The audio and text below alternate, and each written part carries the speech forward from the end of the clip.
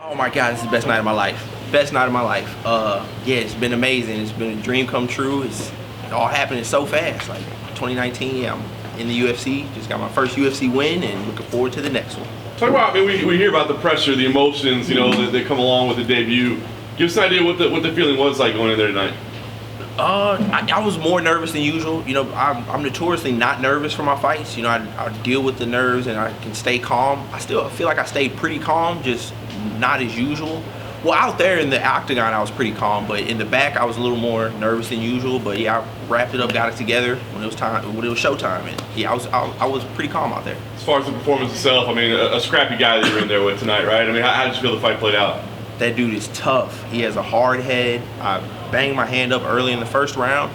Yeah, now that it's over, you know, I'm extremely happy I got the win, but a little disappointed that I didn't get the finish because it was there. You know, I seen him wobble a few times, and I said before in my interview prior to this that was my goal, to be the first guy to finish him, and I was so close to doing that. But yeah, I'm just ecstatic I got the win. I'm looking forward to putting on an even better performance next time.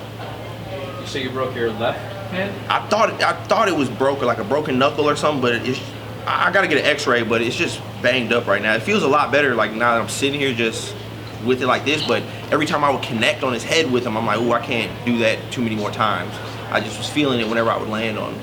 I think it's just my knuckle. My hand's not broken though. You won in the Contender Series to get your contract, but you were a mainstay in Shamrock FC, which is one of those promotions that's continuing to do shows, like, it seems like every month. How much did that help prepare you for this moment? Just because I know it's a big part of the scene out in the Midwest. Shamrock didn't help me at all. I've been fighting for all my life, man. When I was 8 years old, I had my first boxing match. I'm accustomed to fighting. You know, I'm a fighter through and through. Even though this was my UFC debut, I've been in there a million times over and over again in my head, man. It felt just like home out there. Okay. Then follow up to that. Then, how much do you feel like then being on Contender Series? Because we hear the silence and all that, and going in the octagon in front of Dana White. How much did that help? That helped me a lot. Contender Series, even though there's some small differences in there, it was pretty similar to that. So I'm really glad that I won the Contender Series before coming out here, because I got a feel for the octagon and a feel for having Dana White there and all of this and stuff like that. So yeah, Contender Series definitely helped prepare me for this moment. I know heading into this fight, it was the first time you were training with Glory MMA. Obviously, you have James Crouch in your corner, having a good time with you. How much, did his experience help you in this fight? How much room did you grow once you got to Glory MMA and started training with those guys? Oh yeah, 100%. Just being around a guy who has that, much experience doing this and a veteran in the game, it helped me out, tremendously. Not just the stuff, he showed me on the mat and stuff like that. The talks after, the advice, all that stuff. Him, Grant Dawson, those guys out in Glory, they're great. They both, been here before, and yeah, I'm really glad that I went out there and met those guys. I think this is a question that we've all asked each other at some point when we're all hanging out. How do you get to 145? It's a process. It's a tough process. It's something that, even though I did do it on a week's notice, I'll never do that again. But yeah, it's something it's very hard to do on short notice. I need at least 4 to 6 weeks to make the weight. I used to be really fat. I used to be like 220 something pounds. So I got a lot on me to lose. After my fights, I walk around about 175, and it's just there for me to lose. I don't have, I'm not a really muscular guy. So whenever it's time to get on that diet and cut the weight, it comes off fairly easy. How long ago were you that heavy? The 220? I was 220 fresh out of high school. I'm 27 now, so I was 220 from about 18 years old to, I'd say, 24. I was 220 for a good little time, good little period. So if people haven't seen you since then, would they recognize you now? Yeah, it wasn't too much of a, I'm a tall guy, so 220, I wasn't like, super round or anything. I was just extra chubby, I'd say. Sean, you have a very unique style of striking. You said you were nervous, but you kind of keep your hands low, you're very elusive, and you use a lot of vision. Mm-hmm. Is this style of striking, is that like a new thing we should see in MMA, where you're kind of loose and... Yeah, I've been boxing all my life. I'm a boxer first. I was 46-3 as an amateur in boxing, and I believe Ali said it. I believe I just got a radar built in my head, man, to avoid punches. I can bob and weave with the best of them, and I can hold my hands down like that. It looks, risky and dangerous, but I got a super long reach, and I know when to tighten up and protect myself and get them up. And yeah, I'm really confident that I can see everything coming. Does that style help you keep a high output that you're not tensing all the time? Yeah, like I'm not a one-shot knockout guy, but I can strike all night long. I'm a volume puncher, I can hit guys over and over again, and I'm really good at using my reach. There's a lot of long people that don't know how to use their reach, but I definitely know how to use mine. Your last fight, you headed into it as a very big underdog. You won in very spectacular fashion. You even closed this fight as a slightly underdog. Yeah. You're undefeated. Why are people counting you up?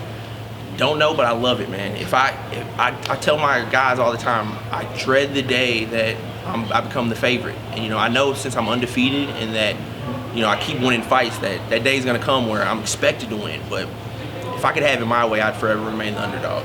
Brendan Allen came off of this season of the Contender Series. He said right here that he's the best talent to come out of the Contender Series.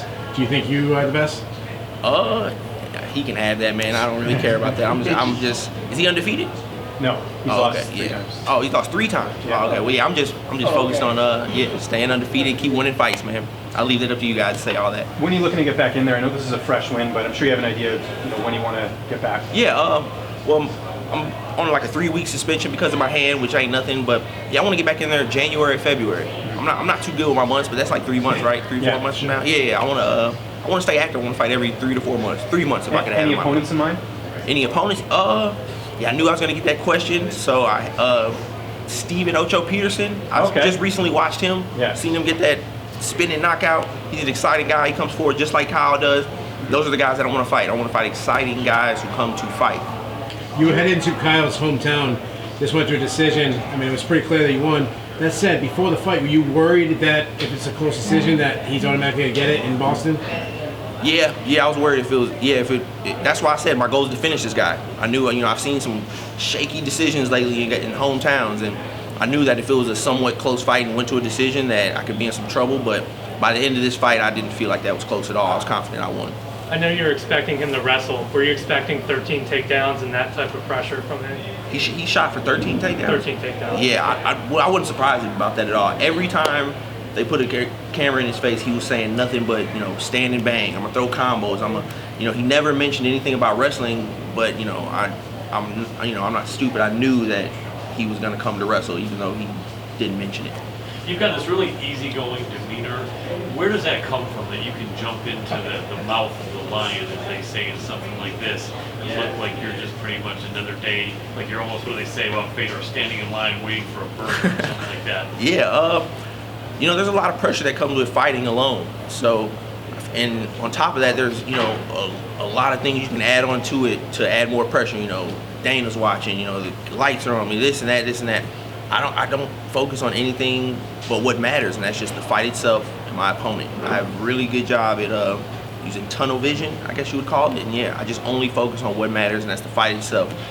When we get, no matter what happens, at the end of the day, I'm just gonna get in there with another guy, and it's just like sparring in the gym. We're just gonna fight. It's a fight at the end of the day. That's all I focus on. Is that where that tattoo comes from on your throat? Yeah, I got this a long time ago when I got this when I was about 15 years old. You got that at 15? Yeah, my mom wanted to kill me. It was when I was amateur boxing, fighting every week and stuff, and I'd come across guys sometimes and be a little intimidated by them more than past opponents or something. Then I get in there and whoop them and be like, oh, that guy was no different than that guy. Why was I scared of him? And I just finally, it was a thing I had to overcome where I was just like, I'm not scared of anybody. At the end of the day, they're the same as me. They're nothing special. They don't got no superpowers or nothing. So yeah. So what tattoo artist put that on a 15-year-old? A guy that I'm sure would have gotten a lot of trouble at the time. Yeah. My first tattoo was my dad's name right here, Jesse, and my mom actually signed for this one.